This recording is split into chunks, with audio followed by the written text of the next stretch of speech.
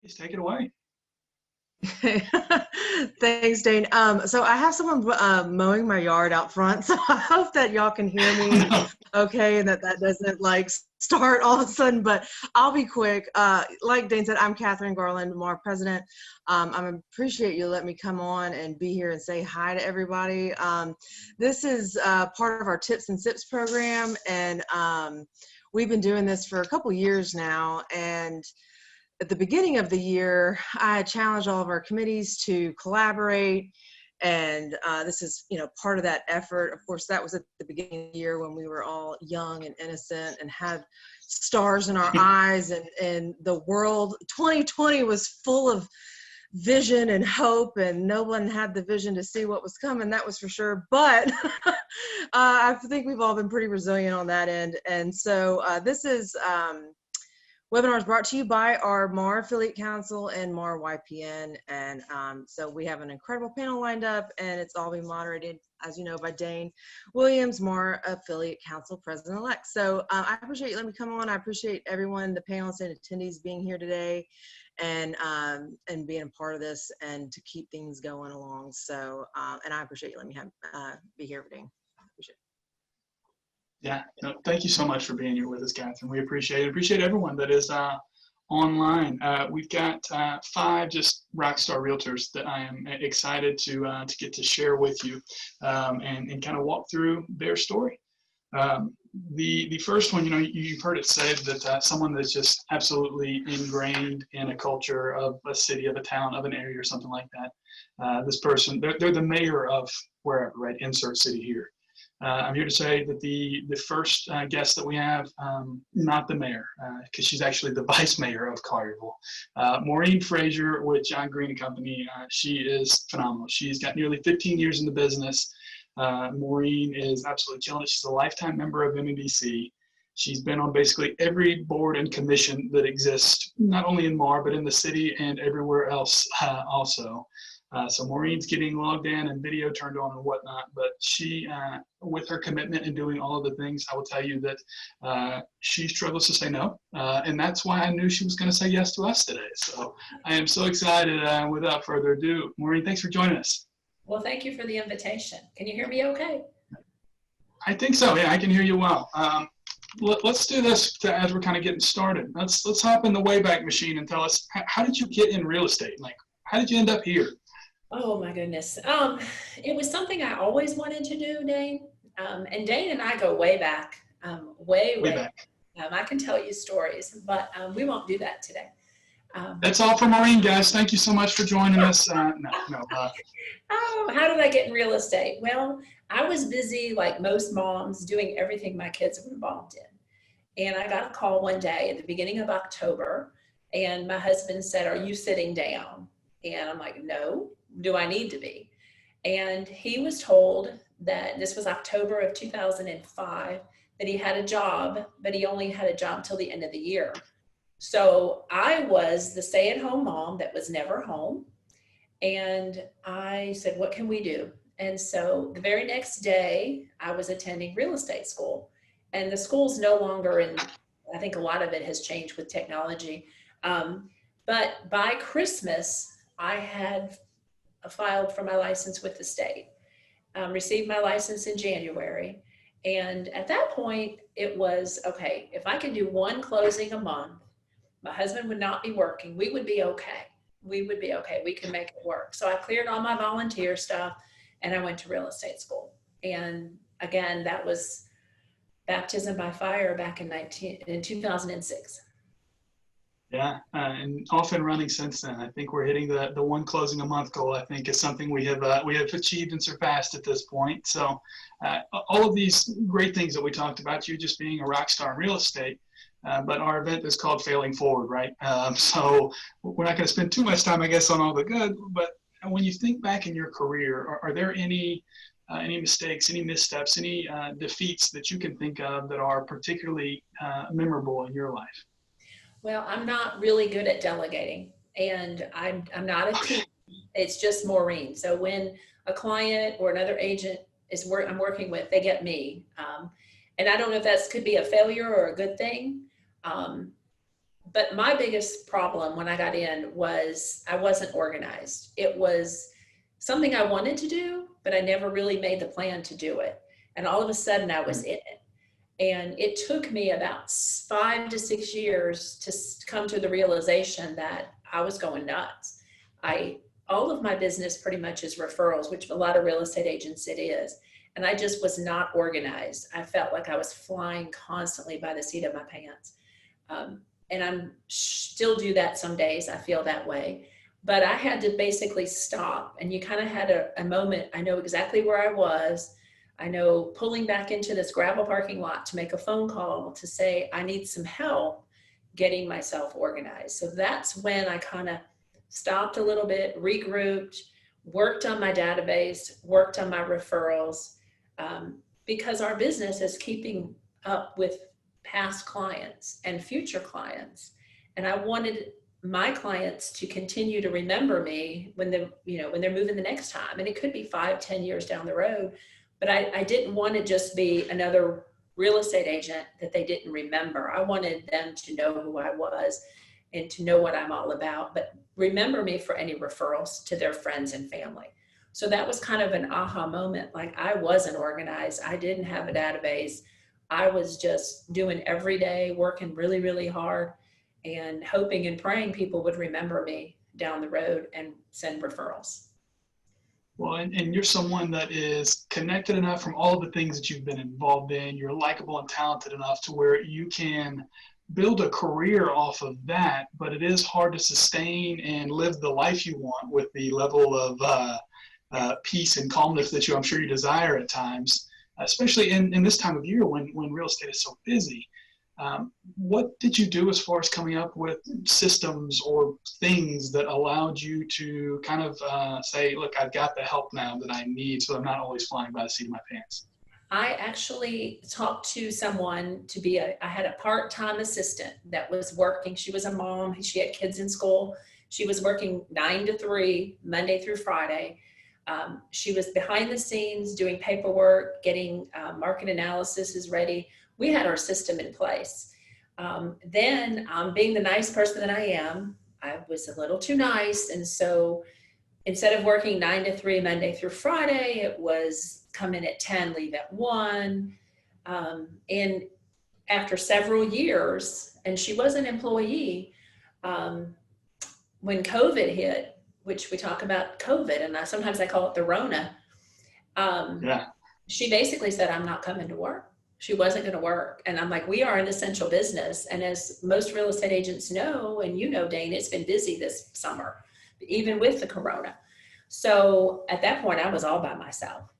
And so I've just invested, again, she's not licensed, a full-time. So I'm making an investment, training someone full-time behind the scenes to help me continue to be organized.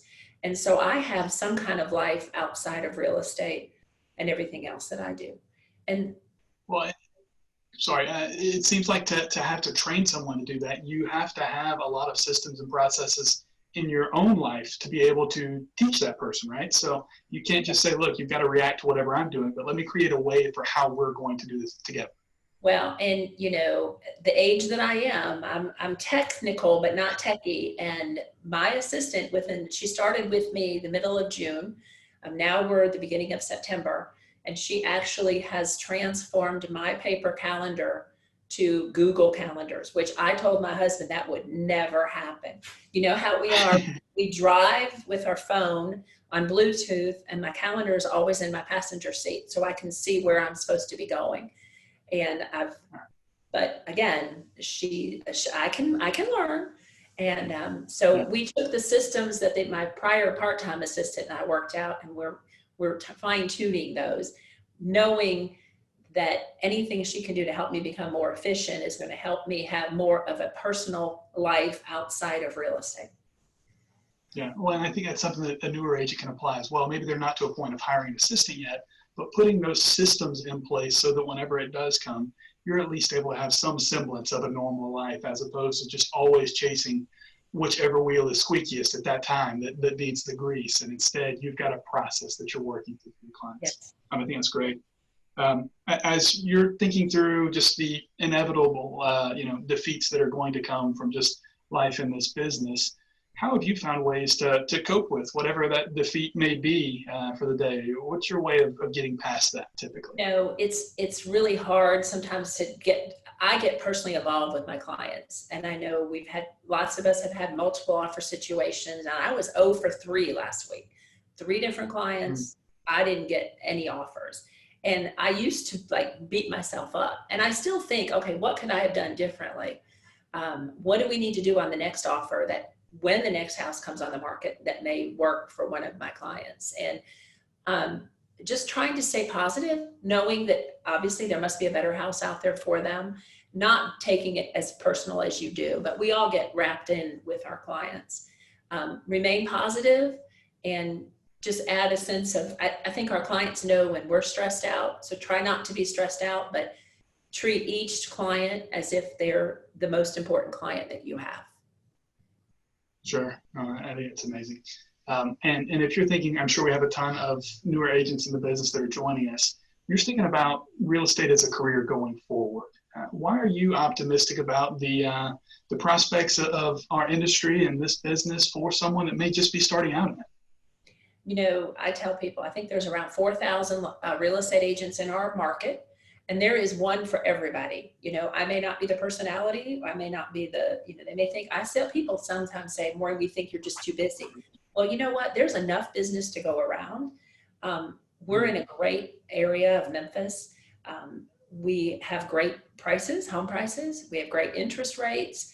And the spirit of Memphis, Collierville, Germantown, Lakeland, Arlington, it's a happy community for the most part. And I think if we're all positive and we all work together, that's what's so important. We talk about cooperation, and we all want to co-op. We all want to get commissions, but it's all working together. We all want the same result. We just need to figure out how to get there. Treat each other with respect. And also, these Zoom meetings, even though we want to be in person, but it really helps you meet people that you've never seen before. You've talked to them on the phone. You may text someone 1,000,000 times, but you've never seen them face to face. So one good thing about this virus is we're having more face-to-face introductions with people that we may have never met before. Yeah, I think it's so great. And one of the things I love about real estate is that the community is so unique. I've been in other sales professions where I don't have to work with my competition, but it really does take the whole village to be able to have the career you want and be able to close deals for your clients. Having those relationships is incredibly key.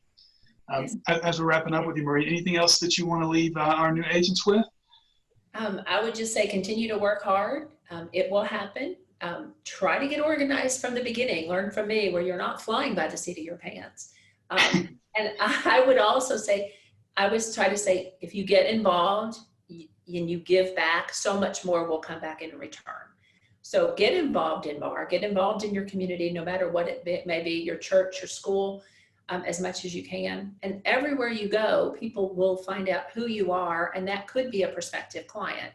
I'm not one that wears a name tag. I know there's some companies out there that wear name tags. I mean, I see people at church with a name tag on. That's just not what I want in my business. However, anywhere you go, anyone you touch, if you treat them with respect, they may find out later you're in real estate and they'll say, I remember that person. Let me give them a call. So get involved, but also don't just get on committees or get involved and not do anything. Be a doer, and you will get so much back in return.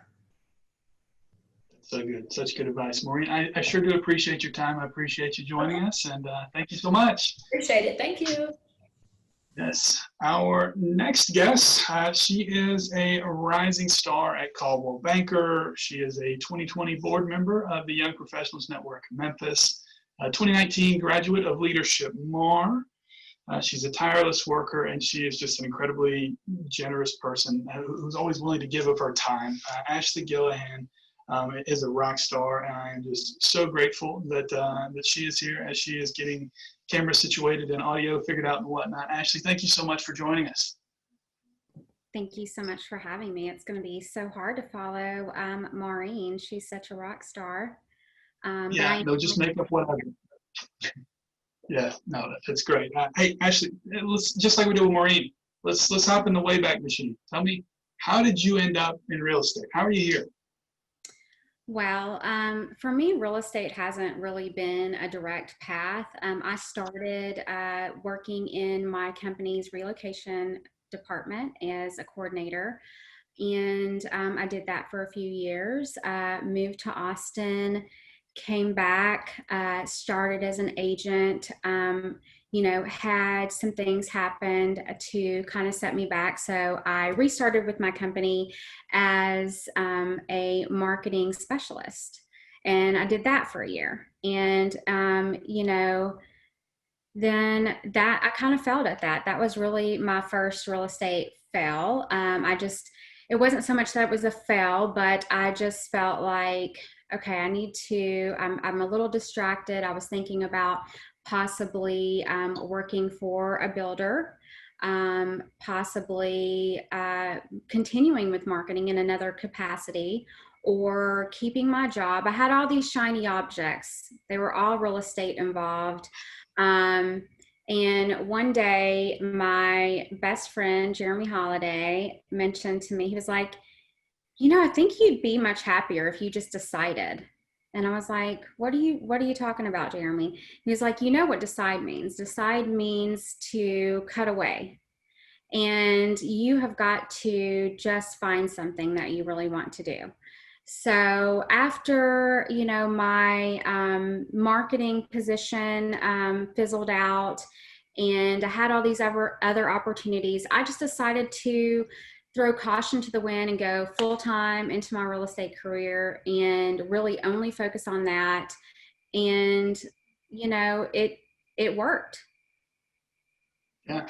No, I think that's definitely evident from the numbers you've been putting up and stacking trophies, which is great. Kind of as we think through the real estate professionals that may be watching on our call, obviously a lot of talented people that are in our industry that could be doing any number of things. And I think that was one of the challenges you faced, was that there were so many opportunities on the table for you to be able to do any number of things.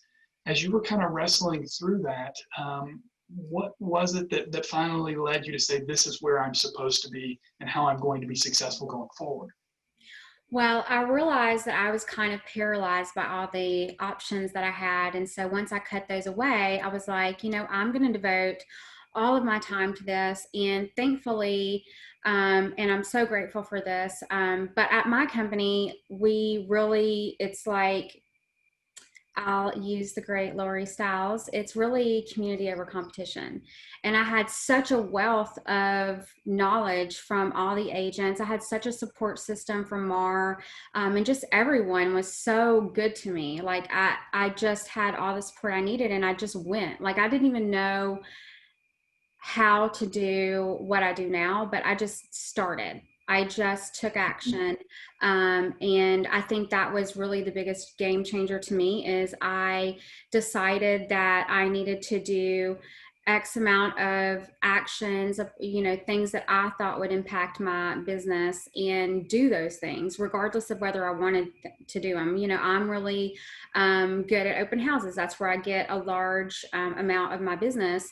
And, I'm not so happy to pull up at every open house I go to, but I do it and it always works out, and I think that we always, I love real estate. I love all the things that I get to do, but sometimes you're just not feeling it. And I think pushing past that and still going and doing the things that you said you were going to do when you wanted to be a rock star last week, just doing them, just do it. Yeah. So if we've got someone else, because I know there are a lot of agents that may have dipped a toe in, right? And they're figuring it out of maybe I still have this other job that I'm working, or trying to see, can I make the transition to full-time real estate? Do you have any advice or tips that you would give someone that may be kind of struggling with making that transition and what it may look like in their life, just from what you've experienced? Well, for me, I think it's scary to take such a big step when you don't know that the success is going to come, or, oh my gosh, what's the market going to look like? You know, a lot of the most successful agents I know in my company personally started in like 2007 or in a crazy market.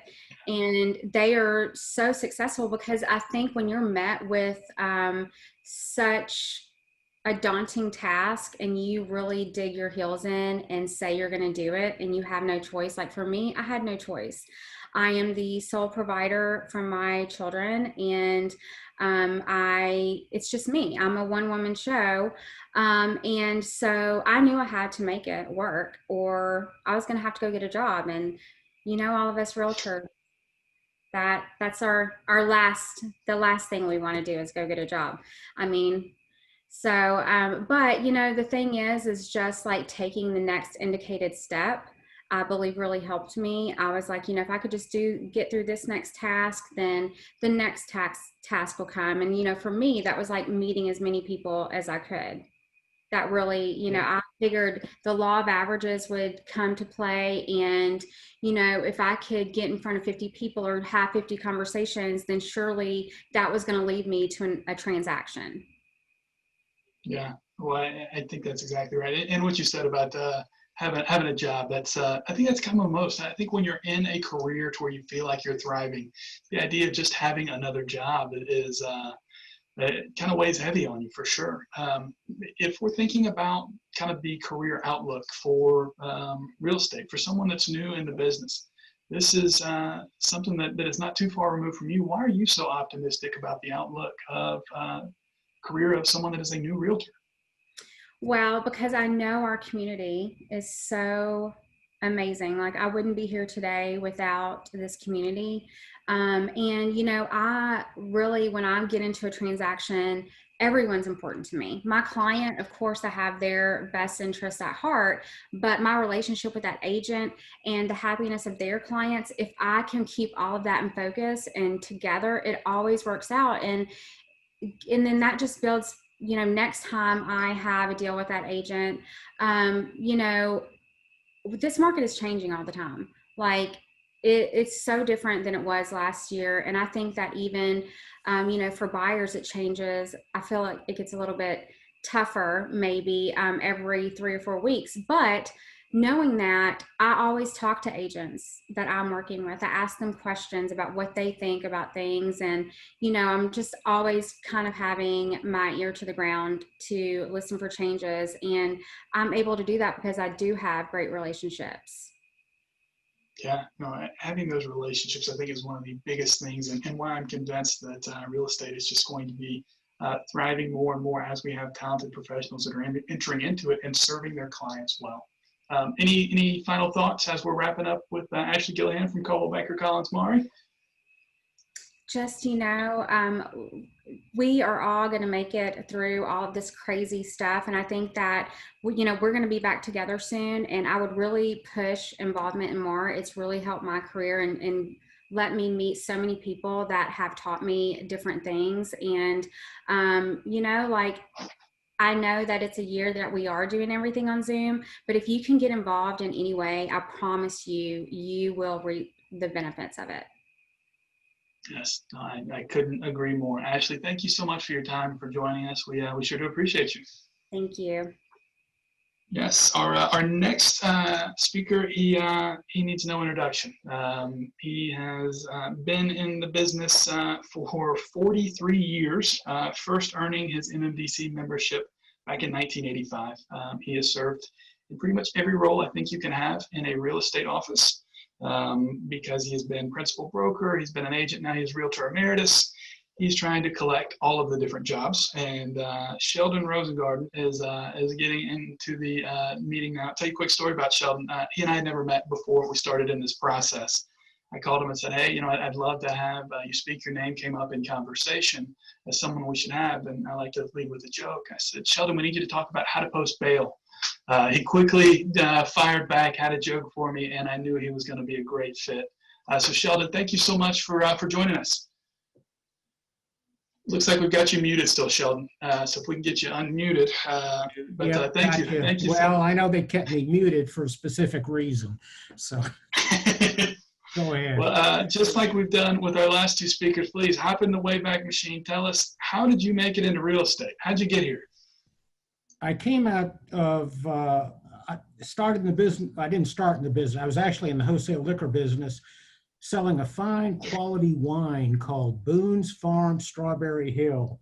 But everybody laughs when I tell them that. But I got into the business years ago with my wicked stepmother, whom we love dearly, Carolyn Rogers. You old timers may know her. And eventually got into a situation where I opened a company that was Century 21 Alliance, and I ended up closing that down and came over to Marks and Bensdorf.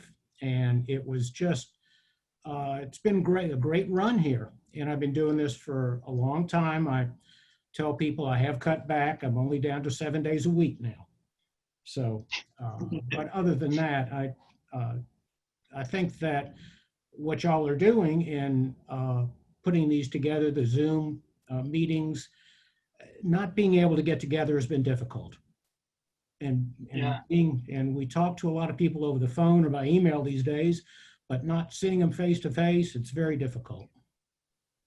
Sure. And, you know, we titled this session Failing Forward. And I think Sheldon he shared a story with us not long ago anyways, that was saying that sometimes you may even get wrapped into some other people's failures, regardless of your best attempts. Sheldon, do you have any stories that maybe, I guess, most memorable from some of the other failures you may have been dragged into? As newer agents, you know, you're taught to develop your business, to get your ducks in a row, to meet people, to sell real estate, and get prepared. Well, as you go down the road, you're going to occasionally go around a corner that you didn't expect, and that's part of the failing forward. Be prepared for the time when a deal goes south and there's a problem. You need to have continuous written documentation, because if you're drawn into a case in court, which we hope we don't have, you know, none of us want to do that, or you're called as a witness in a circumstance, whether it's a divorce or an estate situation, you've got to have your ducks in a row. Keeping all of your paperwork together, or especially if luckily I've never really been, I've been in court numerous times, only because as a witness or what have you, but being prepared is the key. Sure. Well, and I know no one gets to have a sustained career in this industry like you have without, you know, at some point there being hiccups along the way. And it may not be anything that you've done wrong, but there's always an opportunity to where you may be called in on someone else's mistake, right? It's a lot of times the largest financial transaction someone may be making, and just over 40 years of doing this, not all of them are going to be picture perfect, right? That's correct. And you know, what we think about is correct in our everyday dealings. If you are taken to court over something, it's a different world altogether, because it's what's within the four corners of that contract. And you can think that what you're doing is correct, but I've been involved in numerous court cases, and again, called as witnesses. And the other thing, don't forget, the general public also may file a complaint on you at MAR, either grievance or professional standards or what have you. And it is oh so important to have all the documentation. Preparation in getting your business going and keeping it going is one thing, but to stay out of trouble, keep your records. And that's critical in our business, because, you know, it used to be, I think the IRS wanted you to keep your tax records for 7 years. I don't know what it is now. But in our business, you never know if maybe 8 months down the road, somebody is so frustrated, they decide to get an attorney. And next thing you know, you're drug into a case, or even in, you know, a grievance situation.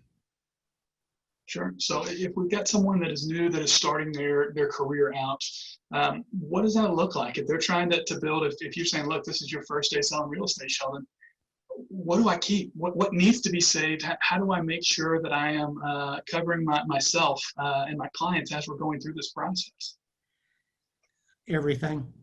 I mean, that's so funny, only because these days everything is digitized. And you think, well, I got it in my email. I've got everything. And I know there's some companies that do mostly digital. I used to keep boxes and boxes of records at my home, which my wife loved. But I would have a truck, one of the shredder trucks years ago, on their way from FedEx to stop by my house and pick up boxes to shred because of keeping all the records that I wanted to keep. So again, these days, before you throw anything out, take a look at it. And if you think it's inconsequential, put it back in the file. You never know when something's going to come up that you need that document or that email. And the judges call it a contemporaneous record. If just this week, I know an agent is being taken to task over something, and I said, sit down right now while it's fresh on your mind, make notes of everything that was said, the times and the days, and put it in the file so that when down the road, if there is a lawsuit or a case at the board, you'll have it in front of you. Sure. And if we're thinking about just, the run that you've had over your career, I feel like it's almost inevitable that at some point we're all going to face defeat professionally in some form or fashion. What have you found as a helpful tool or a way that you've found to kind of cope with those defeats and kind of get back on the horse? Alcohol. Okay, yeah, Boone's Farm. No, it's you have to say next. This is, and Sure. if maybe it's a listing that you've had for 6 months and they take it away from you and give it to another agent, and in 3 days it sells. That happened recently to me. So the fact is, next. Every day is a new day. And there's Il Buon Tempo Vera. That was a ring that was worn by a poet, and it's the good times will come. It's just around the corner. So you got to get back on the horse and just take another ride. Sure, right. Just work on the next day. As we're wrapping up here with Sheldon Rosengarten from Marks & Bensdorf, do you have any final thoughts that you want to share with any new agents that may be joining us with this? No, just remember, when in danger or in doubt, run in circles, scream and shout. Oh, that's terrible. I know. No, but no, it's a great business, and it can be a lot of fun. You're doing something for someone else. Getting involved in helping somebody buy their first home, their fifth home, or helping a couple who've been in their home for 40 years and are moving into an assisted living facility. It's really emotional when you get involved with people who are, and like you said, this is going to be one of their biggest transactions in their lives, buying or selling a house. So to me, it's been enjoyable, and really I've enjoyed the people I've met, both the clients and the people at the Memphis Area Association of Realtors over the years. Can't beat them. No, it's so great. Sheldon, we appreciate your time. We appreciate you joining us. Thank you, sir. Thank you. Our next guest, she is someone who she came up incredibly early in our conversations when we started planning this, because we wanted to make sure we had representation for young professionals that were thriving in their career, and her practice is absolutely doing that. In 2019, Ashley Wisch closed 51 transactions, which is ridiculous. She was pregnant in 2019. She had 3 other kids, I think under the age of 4 at this point. So we got you muted still. Under the age of 2. So I get tired just thinking about a day in the life of Ashley Wisch. But it is an incredibly great honor for us to welcome Ashley to our program. Thanks for being here, Ashley. Hey, thanks for having me. No. So as we're getting started, just like we've done with everyone else, right? We're going to have you hop in the time machine with me. How did you get into real estate, though? How did you end up here? I started in real estate in 2013.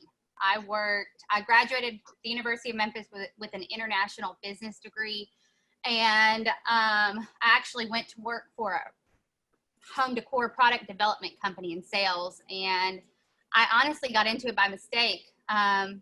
Real estate finance company reached out to me, and I thought, well, that would be fun. And I got into it and absolutely loved it. I worked with single family turnkey property investments with international and domestic investors. So I was helping these people with no credit finance 2 properties for 1 down payment, creating LLCs. Also, we were rehabbing these properties and getting these investors into them. So, you know, we would rehab them, tenant them, and then sell them. So it was a turnkey product. They were cash flowing from the time that they bought it. I don't know. It's saying, okay, we're good. Okay, because it was saying Yeah, so something. good. And I loved it. I worked there for years, and stopped and helped with a smaller company. I've owned a few companies. And then I had a baby, kind of stopped working. 4 months postpartum, I got pregnant with twins. And I was thinking, oh, I'm not a stay-at-home mom. Like, this baby's not even sleeping right now. I loved my baby, but for some reason, God kept putting it in my head. If you don't do it now, you're going to regret it in a year. And he was absolutely right. I went to real estate school at Success Real Estate with Kevin Figg, who's amazing. And the rest is history. I got into it. I joined a really successful team. And I mean, I knew that real estate was my calling from 2013. Sure. Yeah. And you've been out on your own now for a little while. I can't imagine all of the different moving parts that you have in a normal day of your life. I just imagine the systems have to be incredibly on top of things just to get through life, right? Yeah. So recently I hired a transaction coordinator, and there's things about this business where you have to be careful where you put your money. And then there's things about this business where you're thinking, this doesn't make any other sense than to do it this way. I hired a licensed realtor. She does all of my transaction stuff, my admin stuff. So the only thing I focus on is helping my clients buy and sell. And that has been the biggest game changer in my business. I have 18 files right now, and because of that, I wouldn't be able to manage that right now if it wasn't for her. Mm-hmm. I'm sure all the moving parts. I know you've undoubtedly had success in your career to be able to do all the things, but when we start thinking about the topic for today of failing forward, are there any missteps or any challenges that kind of stand out that you've experienced in your career? Yeah, I mean, reinventing the wheel. I'll start there. That's something I learned back when I worked in real estate finance. Us as individuals, we always, or me, my personality, we always try to do the best and go above and beyond. And you always want to do more steps than necessary. And that's what I've learned has caused me some, I guess, hiccups in my business, because I constantly try to reinvent the wheel when I started in this business, and there's no need. My first boss in real estate finance was a woman, and she was tougher than an army boot. She was just really strong-willed. And she always used to tell me, still smart. If you see someone else doing it, then and they're successful, then it makes sense. So when I got back into real estate on this side of things, I constantly tried to reinvent the wheel, and I was spending hours and hours of wasted time. And I think for newer agents who have time on their hands, that's okay. But for seasoned agents, we don't have any extra time, like at all. I don't Sure. at all. Yeah, no, and 4 kids, all incredibly young, and then a career that you've got 18 files open. I totally get that. How do you balance the essentially the transition of saying, look, I want to deliver to my clients unmatched service. I want this to be a phenomenal process they've gone through with me, while also not just twisting yourself into a pretzel from any desire that they may have, any wish, any expectation they have, be it realistic or not. How do you try to balance that line of delivering on both of those promises to your clients? Just always doing what you say you're going to do. Don't overpromise if you can't deliver it. Just be a person of your word. And this always happens. I don't respond to a text message. Well, it's the only text message that I didn't respond to for this person. They're like, hey, I know that's really unlike you, or is everything okay? I just make myself readily available. And now that I've hired more help, I can say, hey, go talk to Michelle, or hey, let me get with Michelle and come back. So to not twist myself in a pretzel, I think I do that anyways because I'm type A and I'm always overworking, but I always make myself available. I always get the answers as soon as I can. So if someone texts me, I respond immediately. And that's been the biggest feedback in my business is how they always feel like they're my only client. No one knows that I have kids unless we meet in person and then I tell them because I feel like I would scare new clients off if they knew that I have 4 kids in diapers at home. Sure. Well, so if I am a new agent that's just starting out and I'm saying I want to set some boundaries initially, what kind of guidance would you give us so that they can, maybe they don't have as much, many plates as they're spinning in their lab as you do, but how would you do that if you were someone that was just starting out so that you can kind of have those boundaries in place so that you can have a healthy life? So that's a really good question. For my schedule in the beginning, I was pregnant with twins and I carried them full term. I protected my time. From 9 to 11, I was in the office making phone calls. This business is all about follow-up. You cannot get to be successful without following back up with your clients. And it doesn't have to be an annoying follow-up. It's a, hey, how are things going? Let me know. Like, I genuinely care about the sellers and the buyers that I work with. I really want to know what their kids were doing last night. But it's protecting your time. From 9 to 11, making calls. And this is just an example. Whether it's 3 to 5, you're making calls. Protect the time. You're showing homes in the whatever time. And just being there. And then at nighttime, turning your phone off if you have to. I don't, but I've seen realtors who have to do that because this business can consume your whole life. So protecting your time is very important and just knowing what time block is where. I always knew what time I was going to be making calls every day, Monday through Friday. Well, and even if you're not someone that has to show 15 properties a day because you've got so many people requesting it, but whatever the actions are that you're blocking off, if you say making calls are important, then let's block that off in your calendar and be disciplined about sticking to it so that you can build a practice that works for you. I think that's great advice.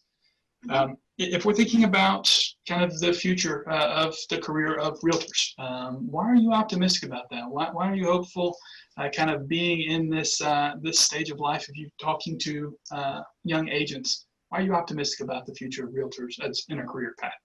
You know, there's so much to be positive for in this business. And I just think that if you work, you're going to get out what you put in. I remember I was pregnant. I'll keep saying that because in the beginning I was pregnant a lot. And I remember running into an old cry-like realtor and she just approached me. We started talking. We were at Walmart in the checkout line. And she was a realtor for 25 years. And she said that, and it's true, it resonated with me. If you put in the work, you're going to get it back out. And that's just the biggest advice, to stay optimistic. If you do the work, you are going to get rewarded tenfold. Also, I talk about faith a lot, but I think if you rely on your faith, it'll come full circle, helping others. This job is more so serving than it really is selling. If it's a good house, you think it's a great house for your buyer, encourage it. If it's not, tell them. Don't try to make the sale all the time, and be optimistic of your future, because if you're honest and trustworthy, everything else will fall into place. No, that is so true. And your clients can smell commission breath when you're just pushing a sale to close a deal. Yeah. You want to be there. So Ashley, I can't thank you enough for joining us. I appreciate you taking time out of your crazy schedule and blocking off some time for us. Thank you so much. Yeah, thank you. Thank you. Our last but not least, it's absolutely one of my favorite people in real estate. I say this because she is another one that I have known for a long time. Terry Porter has also had pretty much every job in real estate, starting out as a junior agent, trying to sit at open house for more seasoned and successful agents, all the way through being a managing broker for Keller Williams. Now she's running a real estate team that has offices in Memphis, in St. Louis, in Denver, and she's crushing it. She's always going to shoot you straight. She's not going to sugarcoat it for you, but you're never going to question the heart with which she is saying this and her intent, because she cares. She cares for other agents, for her clients. And Terry, thank you so much for joining us. let's get you, we think we got you muted. Yeah, no worries. Okay, great. Yeah, you're welcome. Thanks, Dane. Thanks for having me. Yeah, so tell us, just like we've asked everyone else, hop in the Wayback Machine with me. You've been doing this 25 plus years at this point. How'd you get into real estate? Well, I have 3 sons, and way back when they were super into sports and we were into baseball. So they played on some really competitive teams, and one summer we were in Charles City, Iowa for 2 weeks. And so it was kind of crazy because, you know, you look around Charles City, Iowa, and you just see cornfields everywhere. There's nothing to do. There's cornfields, and there was a big community pool. So we had a baseball field, a community pool, and cornfields. And there was 2 weeks there. It was kind of like quarantine almost. And we were just there and just thinking through things. And I was a homeschooling mom. And so we decided that when we took fireball, we were going to put the kids in school. And we came back and we did that. And I was like looking at I used a Franklin Day planner at that time, homeschooling my kids. And I looked at my planner and I was like, it's blank. There's nothing there. I've got to do something. So I kind of looked around and I thought, you know, I'll never be in a riper place than Collierville for real estate, because this was in 1996 and things were booming. And so that's how it started. That's awesome. That's awesome. I know you've obviously achieved a ton of success in real estate and things have gone really well for your team, but what was that training like for you in the early days, kind of as you were getting started? Is it different from what new agents today are experiencing? What was that like? Oh, for sure. You know, now there's so much available to agents, online classes, everybody's into education so much more. I was very fortunate then that I lived in Memphis because our association had really good opportunity. The broker where I started was super honest with me when I went to sign up and, you know, get under him as my broker. And he said, hey, go to the board, get your GRI, get your CRS, come to me with questions, but train yourself. Make that training available and educate yourself. So that's what I did. Was I went to every board class I could. And for the first 4 or 5 years, I would travel and go to Nashville and Knoxville and different places and take classes just because I kind of wanted to be in a different environment and maybe create some referral relationships and that kind of thing. So that was in the days before we had the internet. And there wasn't anything online. Everything was face to face and, you know, belly to belly. So. Sure. Well, and you got to invest in those relationships, but also see how realtors in other markets were doing things, which I'm sure was phenomenal. It was. As you're thinking about the success you've had, I know there have probably also been some missteps along the way. Are there any particular moments when you feel like you had to fail forward? Yeah, you know, I mean, of course, over the course of 25 years, there are so many things that you wish you could go back and redo. And just the thing that really bothers me, and I'll say this, for 3 years, I was the managing broker at the Keller Williams Germantown office. And I had about 89 agents or so that I was in charge of. And I noticed during that time that like newer agents and really busy agents were the ones that made all the mistakes. And when I was a newer agent, I was about 3 years in, and I had gotten busy. You know, I had worked hard enough and built enough of a database and was starting to get referral business and that kind of thing. And so I was just like clicking, going, you know, and I had this buyer that I'd picked up off of an open house, and they were looking for some new construction. We found it, got under contract, everything was going great. I knew the forms, Tennessee forms. At that time, I wasn't a Mississippi agent, but I knew the Tennessee forms. And this was a new construction, and there were different forms. They were the purchase and sale and the addendums and everything were a little different. They would have the same name at the top. They were named the same platform, you know, like removal of contingencies, that kind of thing. But the verbiage was different. And, you know, I got busy, and I had my buyers and the builder agent at that time put a form in front of me and said, hey, we need to remove this contingency. You know, the contract, it's time to do that now.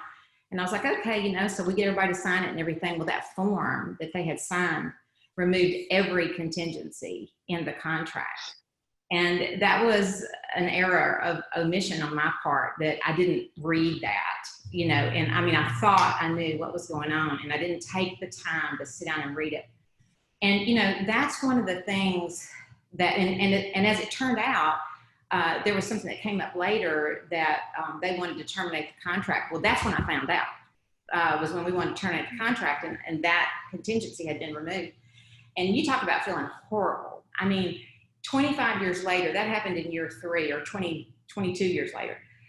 That's one of the things that just gets me the most, because it just tore my heart out, you know, that was something that could have been easily remedied, you know, early on.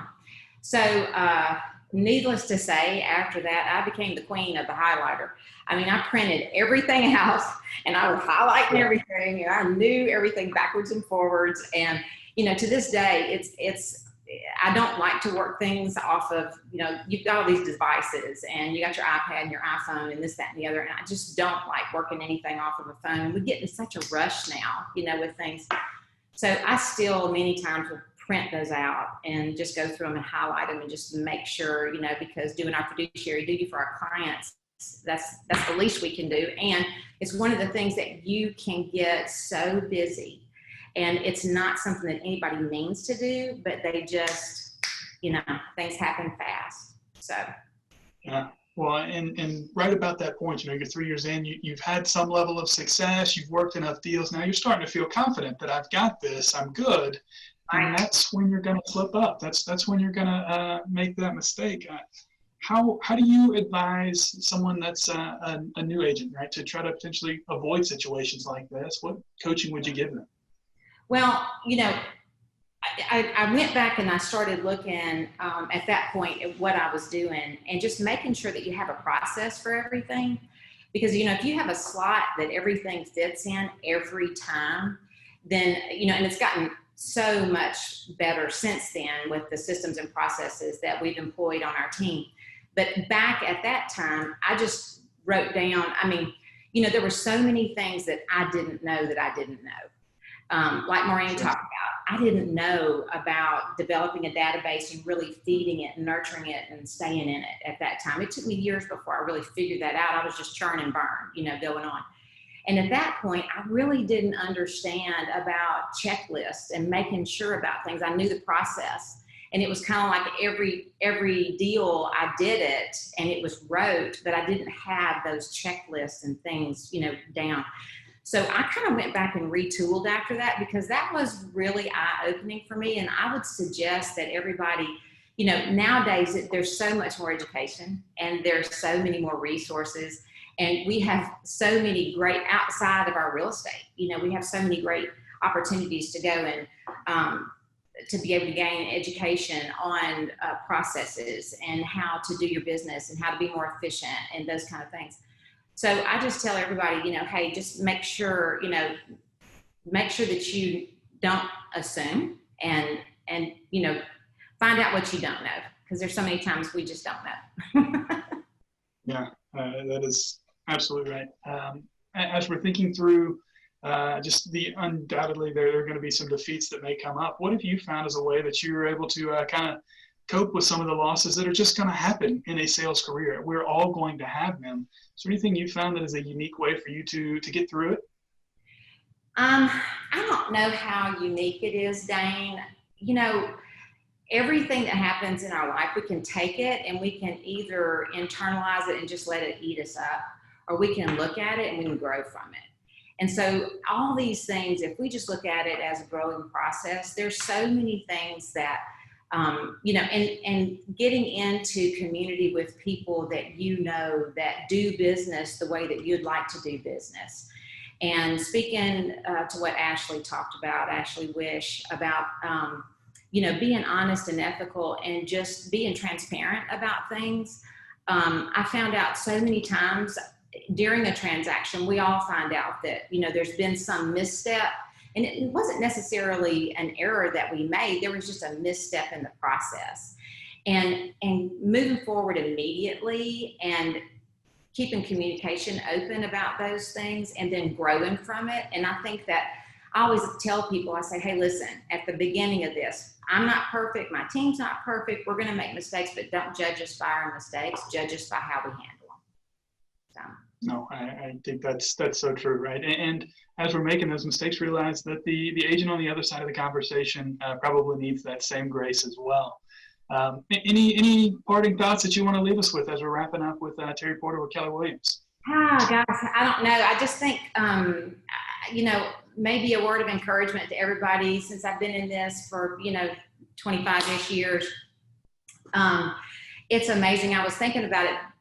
This made me start thinking about it in, 1999, we were worried about Y2K. What was going to happen when it went to 2000, And here I was in real estate, and that was a real thing. I mean, like, we were fearful. And so that next morning, everybody woke up and were like, nothing happened. Okay, let's go, and let's move on. And it's always, I've been through a lot of shifts in the market, the subprime debacle. I mean, everything's happened. And there's always a buyer, and I would just tell everybody, hey, it's not what everybody thinks about this market. It's what do you think? What do you think that you should do?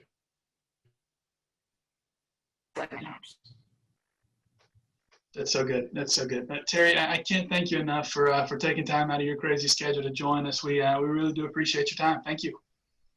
You're welcome. Thank you. And thank you to all of our guests who shared with us today, who had wisdom and all of the things they were able to provide. We are incredibly grateful, and we're also thankful for those of you that listened, that took time. We know the market is nuts right now, and there are always more things on our to-do list than there are hours in the day. So thank you guys so much for taking time from the affiliate council with more, from YPN Memphis. We are incredibly grateful for you guys, and we look forward to being able to provide more events like this in the future and more time for us to get together. So thank you guys so much, and hope you guys have a great finish to your week. Thanks.